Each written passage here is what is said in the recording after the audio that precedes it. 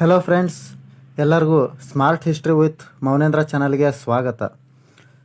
ಇಂದು ನಾವು 6ನೇ ತರಗತಿಯ ಸಮಾಜ ವಿಜ್ಞಾನದಲ್ಲಿನ 2ನೇ ಪಾಠ ಭಾರತ ನಮ್ಮ ಹೆಮ್ಮೆಯ ಬಗ್ಗೆ ತಿಳಿದುಕೊಳ್ಳೋಣ.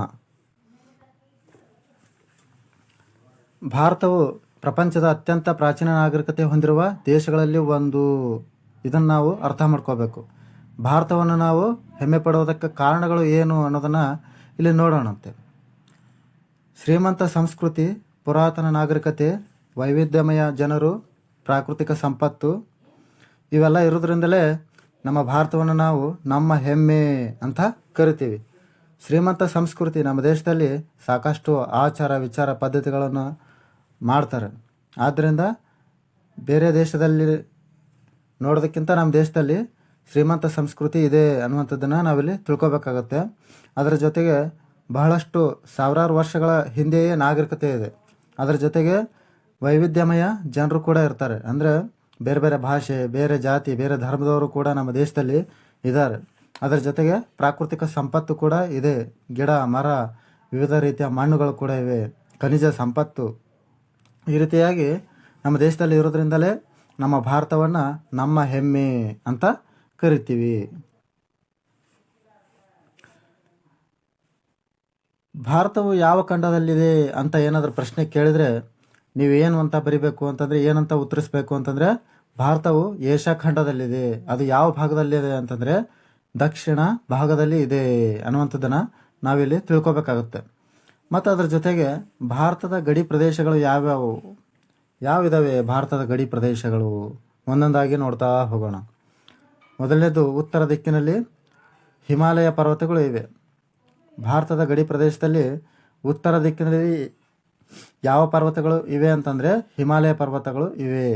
ಇನ್ನು ದಕ್ಷಿಣದಲ್ಲಿ ಹಿಂದೂ ಮಹಾಸಾಗರ ಇದೆ, ಪೂರ್ವದಲ್ಲಿ ಬಂಗಾಳ ಕೊಲ್ಲಿ ಇದೆ, ಮತ್ತು ಅದರ ಜೊತೆಗೆ ಏನಿದೆಯಪ್ಪ ಅಂತಂದರೆ ಪಶ್ಚಿಮದಲ್ಲಿ ಅರಬ್ಬಿ ಸಮುದ್ರ ಇದೆ ಅಂತಲೇ ನಾವು ತಿಳ್ಕೋಬೇಕು. ಅದರ ಜೊತೆಗೆ ಭಾರತವು ಭೌಗೋಳಿಕವಾಗಿ ಪ್ರಮುಖ ಸ್ಥಾನವನ್ನು ಇಲ್ಲಿ ಹೊಂದಿದೆ. ಇದರಿಂದ ನಾವು ವ್ಯಾಪಾರ ಮತ್ತು ಸಂಸ್ಕೃತಿ ವಿನಿಮಯಕ್ಕೆ ನಮ್ಮ ದೇಶದಲ್ಲಿ ಸಹಾಯವಾಯಿತು ಅಂತಕ್ಕಂಥದ್ದನ್ನು ನಾವಿಲ್ಲಿ ತಿಳ್ಕೋಬೇಕು. ಭಾರತದಲ್ಲಿ ವಿವಿಧ ರೀತಿಯ ಭೌಗೋಳಿಕ ಪ್ರದೇಶಗಳು ಇದ್ದಾವೆ. ಅವು ಯಾವ್ಯಾವು ಅನ್ನೋದನ್ನು ಒಂದೊಂದಾಗಿ ನೋಡ್ತಾ ಹೋಗೋಣ. ಇದರಲ್ಲಿ ಭಾರತದಲ್ಲಿ ಭೌಗೋಳಿಕ ಭಾಗಗಳು ಕೂಡ ಬರ್ತಾವೆ. ಅದರಲ್ಲಿ ಮೊದಲನೇದು ಹಿಮಾಲಯ ಪರ್ವತ, ಎರಡನೇದು ಉತ್ತರದ ಸಮತಟ್ಟು ಪ್ರದೇಶ, ಮೂರನೇದು ದಕ್ಷಿಣ ಪೀಠಭೂಮಿ, ನಾಲ್ಕನೇದು ಯಾವುದು ಅಂತಂದರೆ ಕರಾವಳಿ ಪ್ರದೇಶ, ಐದನೇದು ದ್ವೀಪಗಳು. ಇವಿಷ್ಟು 5 ಪ್ರಮುಖ ಭೌಗೋಳಿಕ ಭಾಗಗಳು. ಭಾರತದಲ್ಲಿನ 5 ಪ್ರಮುಖ ಭೌಗೋಳಿಕ ಭಾಗಗಳು, ಭೌಗೋಳಿಕ ಪ್ರದೇಶಗಳು ಯಾವುವು ಅಂತಂದರೆ ಇವು 5 ಪ್ರದೇಶಗಳನ್ನು ನಾವು ಹೇಳಬೇಕಾಗುತ್ತೆ. ಇವು 5ನ್ನು ನಾವು ತಿಳ್ಕೋಬೇಕು. ಈ ವೈವಿಧ್ಯದಿಂದ ಭಾರತದಲ್ಲಿ ವಿವಿಧ ಹವಾಮಾನ ಮತ್ತು ಜೀವನ ಶೈಲಿಗಳು ಹೆಚ್ಚಾಗಿ ನಮ್ಮ ದೇಶದಲ್ಲಿ ಕಂಡು ಬರ್ತವೆ. ನಂತರ ಭಾರತವು ಸಂಸ್ಕೃತಿಯ ನಾಡು ಅಂತ ನಾವಿಲ್ಲಿ ತಿಳ್ಕೋಬೇಕು, ಅರ್ಥ ಮಾಡ್ಕೋಬೇಕಾಗುತ್ತೆ. ಭಾರತವು ಏನಪ್ಪ ಅಂತಂದರೆ ಅದು ಸಂಸ್ಕೃತಿಯ ನಾಡಾಗಿರುತ್ತೆ. ಮತ್ತು ಭಾರತೀಯ ಸಂಸ್ಕೃತಿಯ ವಿಶೇಷತೆಗಳು ಏನು ಅನ್ನೋದನ್ನು ನೋಡೋಣಂತೆ. ವಿಭಿನ್ನ ಭಾಷೆಗಳು ಬರ್ತವೆ. ಭಾರತೀಯ ಸಂಸ್ಕೃತಿಯ ಒಂದು ವಿಶೇಷತೆಗಳಲ್ಲಿ ಮೊದಲನೇದು ವಿಭಿನ್ನ ಭಾಷೆಗಳು. ವಿಭಿನ್ನ ಭಾಷೆಗಳು ಯಾವ್ಯಾವು ಅಂತಂದರೆ ಈ ಕನ್ನಡ ಆಗಿರ್ಬೋದು, ಇಂಗ್ಲೀಷ್ ಆಗಿರ್ಬೋದು, ಹಿಂದಿ ಆಗಿರ್ಬೋದು, ತೆಲುಗು, ತಮಿಳು, ಮಲಯಾಳಂ, ಉರ್ದು, ಈ ಥರ ಬೇರೆ ಬೇರೆ ಭಾಷೆಗಳನ್ನು ಮಾತಾಡೋರು ನಮ್ಮ ದೇಶದಲ್ಲಿ ಸಿಗ್ತಾರೆ. ಇನ್ನು ಎರಡನೇದು ವಿವಿಧ ಧರ್ಮಗಳು. ಅಂದರೆ ಹಿಂದೂ ಧರ್ಮ, ಇಸ್ಲಾಂ ಧರ್ಮ, ಕ್ರೈಸ್ತ ಧರ್ಮ, ಜೈನ ಧರ್ಮ, ಬೌದ್ಧ ಧರ್ಮ, ಈ ಥರ ಬೇರೆ ಬೇರೆ ಧರ್ಮಗಳು ನಮ್ಮ ದೇಶದಲ್ಲಿ ಕಂಡು ಬರುತ್ತೆ. ಮತ್ತು ಎಲ್ಲ ಧರ್ಮದವರು, ಎಲ್ಲ ಜಾತಿಯವರು ಅವ್ರದ್ದೇ ಆದ ಹಬ್ಬ ಮತ್ತು ಆಚರಣೆಗಳನ್ನು ಆಚರಣೆ ಮಾಡ್ತಾರೆ. ಅವ್ರದ್ದೇ ಆದ ಒಂದು ಆಚಾರ ವಿಚಾರ ಸಂಪ್ರದಾಯಗಳನ್ನು ಮಾಡ್ತಾರೆ ಅನ್ನುವಂಥದ್ದು. ಉದಾಹರಣೆ, ಭಾರತದಲ್ಲಿ ಆಚರಿಸುವಂಥ ಪ್ರಮುಖ ಹಬ್ಬಗಳು ಯಾವ್ಯಾವು ಅನ್ನೋದನ್ನು ಕೆಲವು ಇಲ್ಲೊಂದು ಕೊಟ್ಟಿದ್ದಾರೆ, ನೋಡೋಣಂತ. ಮೊದಲನೇದಾಗಿ ದೀಪಾವಳಿ. ದೀಪಾವಳಿ ಅಂತೂ ನಾವು ಎಲ್ಲರೂ ಆಚರಣೆ ಮಾಡ್ತೀವಿ. ದಸರಾ ಹಬ್ಬವನ್ನು ಆಚರಣೆ ಮಾಡ್ತೀವಿ. ಮತ್ತು ಈದ್ ಅಂದರೆ ಈದ್ ಮಿಲಾದ್, ಅದನ್ನು ಏನಪ್ಪ ಅಂತಂದರೆ ಇಸ್ಲಾಂ ಧರ್ಮ ಆಚರಣೆ ಮಾಡುತ್ತೆ. ಅದ್ರ ಜೊತೆ ಕ್ರಿಸ್ಮಸ್, ಕ್ರೈಸ್ತ ಧರ್ಮ ಏನಪ್ಪ ಅಂತಂದರೆ ಅದು ಕೂಡ ಹಬ್ಬವನ್ನು ಆಚರಣೆ ಮಾಡುತ್ತೆ. ಆ ಧರ್ಮದವರು ಕೂಡ ಆ ಧರ್ಮವನ್ನು ಆಚರಣೆ ಮಾಡ್ತಾರೆ, ಈ ಹಬ್ಬವನ್ನು ಅನ್ನುವಂಥದ್ದು. ವಿವಿಧ ರೀತಿಯಲ್ಲಿ ಧರ್ಮಗಳಿದ್ದರೂ ಕೂಡ ಎಲ್ಲರೂ ನಮ್ಮ ದೇಶದಲ್ಲಿ ಒಟ್ಟಿಗೆ ಬದುಕ್ತಾ ಇದ್ದಾರೆ, ಬಾಳ್ತಾ ಇದ್ದಾರೆ ಅನ್ನುವಂಥದ್ದು. ಆದ್ದರಿಂದ ಇದನ್ನು ನಾವು ಏನಂತ ಕರಿತೀವಿ ಅಂತಂದರೆ ಏಕತೆಯಲ್ಲಿ ವೈವಿಧ್ಯತೆ ಅಂತ ಕರಿತೀವಿ. ನಿಮಗೆ ಪ್ರಶ್ನೆ ಕೇಳ್ಬೋದು, ಏಕತೆಯಲ್ಲಿ ವೈವಿಧ್ಯತೆ ಅಂದರೆ ಏನು ಅನ್ನುವಂಥದ್ದು. ನೀವೇನು ಉತ್ತರ ಕೊಡಬೇಕು? ನಮ್ಮ ದೇಶದಲ್ಲಿ ವಿಭಿನ್ನ ಧರ್ಮಗಳಿದ್ದರೂ ಎಲ್ಲರಿಗೂ ಒಟ್ಟಿಗೆ ಕೂಡಿ ಬದುಕುತ್ತಾರೆ, ಆದ್ದರಿಂದ ಇದನ್ನು ಏಕತೆಯಲ್ಲಿ ವೈವಿಧ್ಯತೆ ಅಂತ ಕರಿತೀವಿ. ಇದು ಎಲ್ಲರಿಗೂ ಗೊತ್ತಿರಬೇಕು. ಭಾರತದ ಪ್ರಾಚೀನ ನಾಗರಿಕತೆಯ ಬಗ್ಗೆ ಇವಾಗ ಅಧ್ಯಯನ ಮಾಡೋಣ. ಭಾರತವು ಅತ್ಯಂತ ಪುರಾತನ ನಾಗರಿಕತೆಯನ್ನು ಹೊಂದಿದೆ. ಮೊದಲನೇದು, ಭಾರತವು ಅತ್ಯಂತ ಪುರಾತನ ಅಂದರೆ ಪ್ರಾಚೀನ ಕಾಲದ್ದು, ಸಾವಿರಾರು ವರ್ಷಗಳ ಹಿಂದೆನೇ ನಾಗರಿಕತೆಯನ್ನು ನಮ್ಮ ದೇಶ ಹೊಂದಿದೆ ಅನ್ನುವಂಥದ್ದು. ಇಲ್ಲಿ ಪ್ರಮುಖ ನಾಗರಿಕತೆಗಳು ಬರ್ತಾವೆ. ಅವು ಯಾವ್ಯಾವ ಅಂತಂದರೆ ಸಿಂಧೂ ಕಣಿವೆಯ ನಾಗರಿಕತೆ. ಮೊದಲನೇದು ಸಿಂಧೂ ಕಣಿವೆಯ ನಾಗರಿಕತೆ. ಈ ನಾಗರಿಕತೆ ಸುಮಾರು 5,000 ವರ್ಷಗಳ ಹಿಂದೆಯೇ ಬೆಳೆಯಿತು ಅಂತಲೇ ನಾವು ಇಲ್ಲಿ ತಿಳ್ಕೊಬೇಕಾಗುತ್ತೆ. ಅದರ ಜೊತೆಗೆ ಈ ಸಿಂಧೂ ನಾಗರಿಕತೆಯ ಪ್ರಮುಖ ನಗರಗಳು ಯಾವ್ಯಾವು ಅಂತಂದರೆ ಹರಪ್ಪ ನಾಗರಿಕತೆ ಮತ್ತು ಮೆಹೆಂಜೋದಾರೋ ನಾಗರಿಕತೆ. ಇವು ಏನಪ್ಪ ಅಂತಂದರೆ ಹರಪ್ಪ ಹಾಗೂ ಮೆಹೆಂಜೋದಾರೋ ಇವು ಎರಡು ಪ್ರಮುಖ ನಗರಗಳು ಅಂತಲೇ ಹೇಳಬೇಕಾಗತ್ತೆ. ಆಗಿನ ಕಾಲದಲ್ಲಿ ಈ ನಗರಗಳಲ್ಲಿ ಉತ್ತಮವಾಗಿರ್ತಕ್ಕಂಥ ರಸ್ತೆ ವ್ಯವಸ್ಥೆ ಇತ್ತು ಮತ್ತು ಅದರ ಜೊತೆಗೆ ನೀರಿನ ಕಾಲುವೆಗಳು ಕೂಡ ಇದ್ದವು. ಯೋಜಿತ ನಗರ ನಿರ್ಮಾಣಗಳು ಸಹಿತ ಇಲ್ಲಿ ಹೆಚ್ಚಾಗಿ ಕಂಡು ಬರುತ್ತೆ. ಎಲ್ಲಿ ಅಂತಂದರೆ ಹರಪ್ಪ ಮತ್ತು ಮೆಹೆಂಜೋದಾರೋ ನಗರಗಳಲ್ಲಿ. ಇನ್ನು ಈ ಪಾಠದಲ್ಲಿ ನಾವು ಪ್ರಮುಖ ಮಹಾನ್ ವ್ಯಕ್ತಿಗಳನ್ನು ತಿಳ್ಕೊಬೇಕಾಗುತ್ತೆ. ಭಾರತದ ಮಹಾನ್ ವ್ಯಕ್ತಿಗಳು ಯಾರ್ಯಾರು ಅನ್ನೋದನ್ನು ಒಂದೊಂದಾಗಿ ನೋಡ್ಕೋತಾ ಹೋಗೋಣ. ಭಾರತದಲ್ಲಿ ಅನೇಕ ಮಹಾನ್ ವ್ಯಕ್ತಿಗಳು ಹುಟ್ಟಿದ್ದಾರೆ.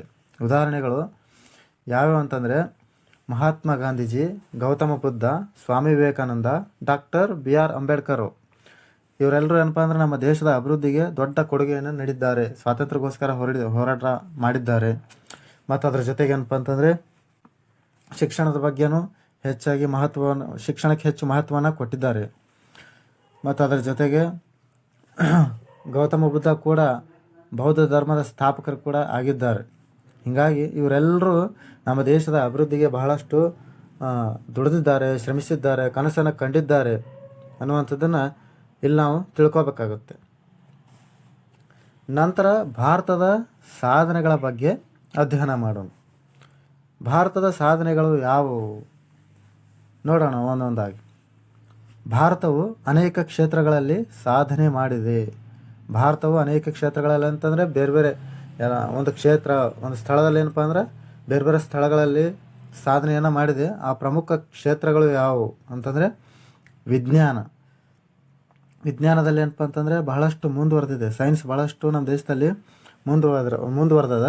ಅದರ ಜೊತೆಗೆ ಏನಪ್ಪ ಅಂತಂದರೆ ಎರಡನೇದಾಗಿ ತಂತ್ರಜ್ಞಾನನೂ ಮಷಿನ್ಗಳ ಮೂಲಕ ಏನಪ್ಪ ಅಂತಂದರೆ ಬಹಳಷ್ಟು ಮುಂದುವರೆದಿದೆ. ಇನ್ನು ಕೃಷಿಯಲ್ಲೂ ಕೂಡ ನಮ್ಮ ದೇಶದಲ್ಲಿ ಅತಿ ಹೆಚ್ಚಿನ ಸ್ಥಾನವನ್ನು ಪಡೆದುಕೊಂಡದ.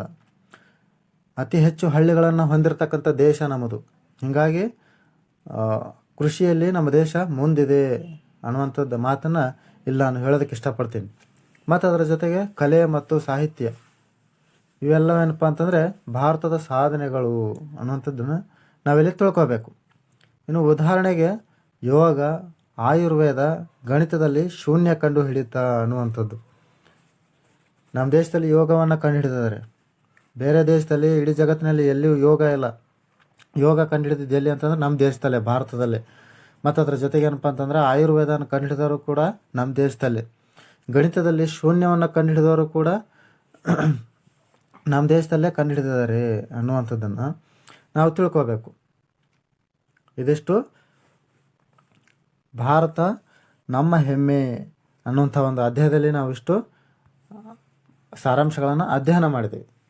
ಒಂದೊಂದಾಗಿ ನಾವು ಇಂದಿನ ಪಾಠದಲ್ಲಿ ಕಂಡುಕೊಂಡಂಥ ಸಾರಾಂಶಗಳು ಯಾವ್ಯಾವಪ್ಪ ಅಂತಂದರೆ ಭಾರತದ ಭೌಗೋಳಿಕ ಸ್ಥಾನ. ಮೊದಲನೇದಾಗಿ ನಾವು ಏನು ತಿಳ್ಕೊಂಡಿದ್ದೀವಿ? ಭಾರತದ ಭೌಗೋಳಿಕ ಸ್ಥಾನದ ಬಗ್ಗೆ ತಿಳ್ಕೊಂಡಿವಿ. ಪ್ರಾಕೃತಿಕ ವೈವಿಧ್ಯಮಯ ಅದರ ಬಗ್ಗೆ ತಿಳ್ಕೊಂಡ್ವಿ. ಸಂಸ್ಕೃತಿ ಮತ್ತು ಪರಂಪರೆಗಳ ಬಗ್ಗೆ ತಿಳ್ಕೊಂಡ್ವಿ.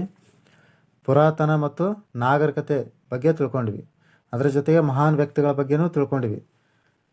ಭಾರತವು ತನ್ನ ಸಂಸ್ಕೃತಿ, ಇತಿಹಾಸ ಮತ್ತು ಸಾಧನೆಗಳಿಂದ ನಮ್ಮ ಹೆಮ್ಮೆಯಾಗಿದೆ ಅನ್ನುವಂಥದ್ದನ್ನು ಕೊನೆಯದಾಗಿ ನಾವು ಈ ಪಾಠದಲ್ಲಿ ಅರ್ಥ ಮಾಡ್ಕೋಬೇಕಾಗುತ್ತೆ, ತಿಳ್ಕೊಬೇಕಾಗುತ್ತೆ.